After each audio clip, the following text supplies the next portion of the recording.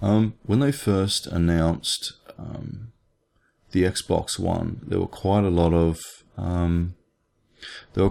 things with it that were very anti-consumer, where the consumer really got fucked over. And one of them that stood out was they blocked the use of used games, where you could trade your used games, or you could buy used games, but because it was registered to a person previously, you then had to pay another additional amount of money to unlock the game. And it plays in on the idea that somehow you buying used games or trading used games with your friends is somehow hurting the gaming industry. That was the whole idea behind the blocking of used games and putting a price tag on it. And it's bullshit, and it doesn't, like, there's figures on this out there. It's not, it's not doing any sort of damage to the gaming industry. Okay, another piece of bullshit was the always online business, where in order to play even a single player game, you had to be online and you had to be connected in order to play it. You couldn't just put a disc in and press the play button and or press the power button and off you go. So yeah, where I live, the internet is not so good, so that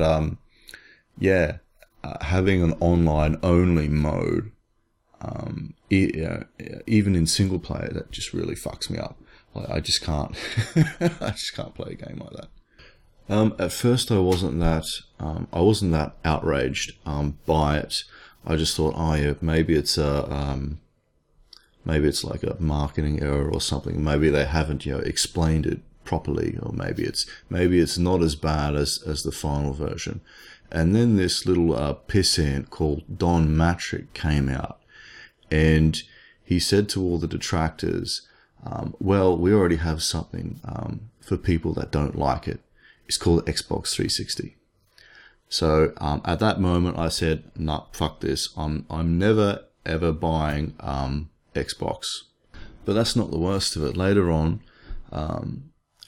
they did all sorts of backpedaling, and then they did a bunch of marketing spin to say basically, we listened to the consumer and we changed it all up. So now you don't have to deal with the bullshit.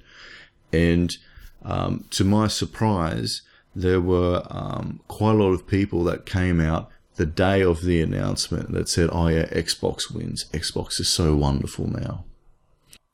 Okay, say for example, right, someone has you on the ground and they're going to kick you in the face. And people draw attention to the fact that he's going to kick you in the face. If he then turns around and says, hey, I've listened to all your advice, I'm changing my policy on kicking you in the face, does that suddenly make him a good person? Do you suddenly become overjoyed and go, thank you so much for not kicking me in the face? That was a pretty good thing that you did. No, of course you fucking don't. And after all the little marketing spin of, hey, we listened to you guys, they took to some of them took to Twitter, right, and they actually bemoaned the fact that they had to change all their policies. They said, we've lost the power of the cloud. Who gives a fuck? Now, when I mentioned that I'm not ever going to buy an Xbox, people immediately think, Sony fanboy. That's not really the case.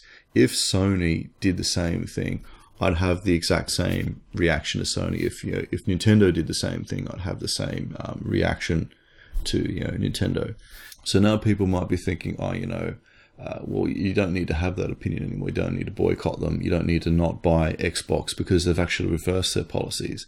Well, it's not that simple. I did promise myself I wouldn't support this sort of thing, and it's not something you can quite easily forget. basically a whole bunch of people got together in some sort of boardroom or marketing room, and they ended up deciding, hey, what's the best way we can fuck over our consumers? What's the best way we can nickel and dime them and try to get as much money out of them and try and swindle them as much as possible? How can we do that to our consumers, our fan base? And it's not something that I can easily forget about. So that's the main reason I don't. I'm not gonna buy Xbox products for a long time, because it's not something I will be able to forget about very easily anyway. Some of the advantages that you get of having a box that is designed to use an online state. So that, to me, is a future-proof choice. And I think people could have arguably gone the other way if we didn't do it. And fortunately, we have a product for people who aren't able to get some form of connectivity. It's called Xbox 360. Right. So stick with 360. That's your message if you don't, like it? If you have zero access to the internet, that is an offline device. I mean, seriously, when I read the blogs and thought about who's really the most impacted, there was a person who said, hey, I'm on a nuclear sub. Right. And I don't even know what it means to be on a nuclear sub, but I've got to imagine that it's not easy to get an internet connection.